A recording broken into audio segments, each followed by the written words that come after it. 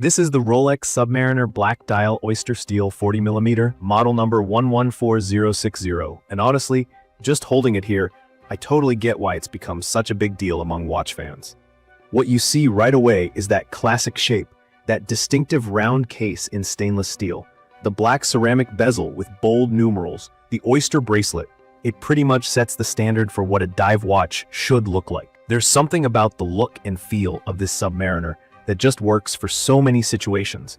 From everyday jeans to a suit, to even those weekends I want to take it a little easy and just enjoy a chill day out. In my opinion, this is really a watch that needs no introduction.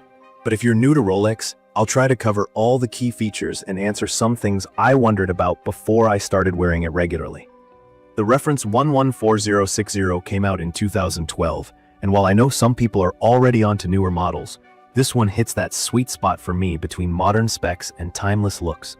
The case is 40mm across, which for my wrist, and honestly for most average-sized wrists, gives a really balanced and wearable feel. Some worry it might look too chunky because of what Rolex calls the super case, which means the lugs, those arms that hold the bracelet, are pretty thick and squared off compared to earlier generations. At first, I was a little unsure since it does look bolder, but on the wrist, I think it actually manages to look strong without being over the top. It's substantial, but not flashy.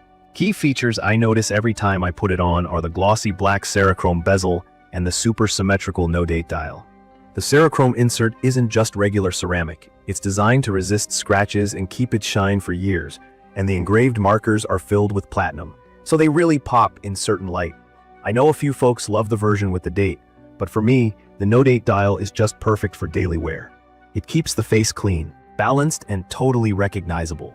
You've got those big white hour markers filled with chromalite, Rolex's special glow-in-the-dark lume. So anytime I check the watch in the dark, it's super bright and easy to read.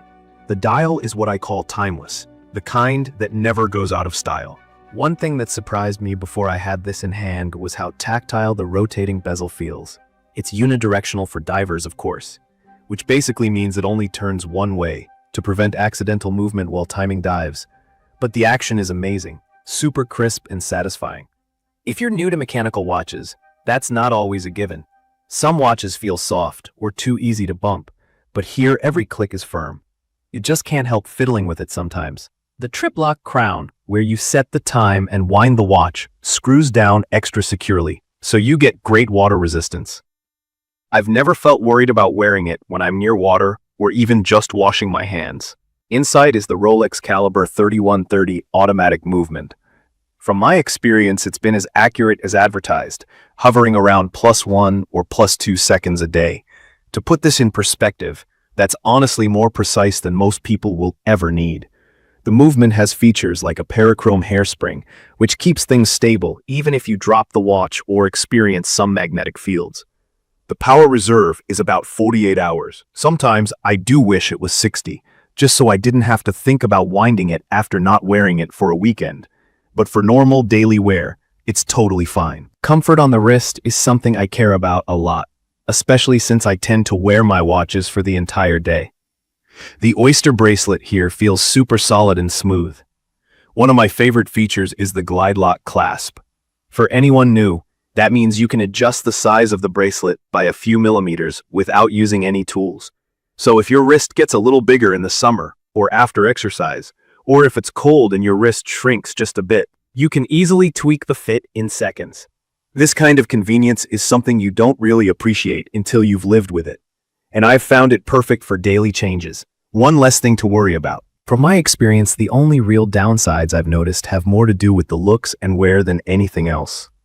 The high polished sides of the case and the clasp do pick up scratches pretty quick, especially if you're doing a lot of desk work. Those little marks appear within days, and while I know some people like their watches pristine, personally, I feel like it just gives the watch a bit more character over time. It becomes your story, not just something straight from a store. Also, the super case proportions, mainly those wide and thick lugs, can look a bit blocky if you compare to older, thinner Submariner models or vintage dive watches. I was a little concerned at first because it's not as streamlined as, say, some older references, and third-party straps sometimes don't fit as well due to the case shape. But honestly, when you wear it for a few weeks, It feels normal and even comfortable. One thing that might surprise buyers. Since the 11460 was discontinued in 2020 and replaced by a slightly updated Submariner, finding one of these brand new is tough. When I started looking, I heard stories about waiting lists at official Rolex dealers, sometimes even up to a year. A lot of people, like me, end up checking the secondary market or going through authorized resellers. That's something to consider, because it does make this model feel a bit special. You've got a classic watch with a bit of scarcity, so if you get one and wear it, it feels like a bit of a win. This Submariner is rated to 300 meters water resistance. I don't dive, but from my experience with it at the pool or spending the day by the water, it feels totally robust. After a quick rinse under the tap, it looks basically new again. That really matches what I want in a daily watch. Strong enough for any accidental knocks or exposure, but also subtle and understated enough I don't feel out of place wearing it at work or to a nice dinner. The movement is self-winding, which means it charges up just by moving my wrist as I wear it. I do check the accuracy every now and then, and honestly, having a reliable timekeeper that doubles as a conversation starter is just fun. One thing I would recommend for newer collectors: don't overthink the scratches and marks. I was hesitant to wear it at first because I wanted to keep it perfect, but I've realized these marks are badges of life lived with the watch. They give your Submariner its own personality.